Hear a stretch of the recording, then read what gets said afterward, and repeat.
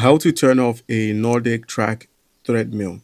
So the first method to doing this is a standard shutdown. So first bring the treadmill to a complete stop by just simply pressing stop on your uh, dashboard and wait for the belt to stop moving. Remove the safety key from the console.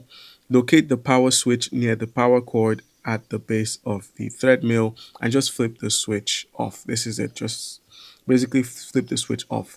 Many Nordic track models place the power switch on the frame near the power cord rather than on the console itself. This just basically stops the machine while this actually turns it off. All right, now the next method is for the newer touchscreen models.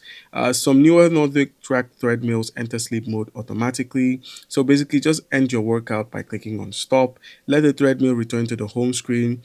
Press the power button if your model actually has one, if it has a power button on the touchscreen, and then use a physical power switch near the power cord to fully shut it down if it also comes with that option. Otherwise, just stick to turning the power button, pressing it in, and turning off the Nordic track.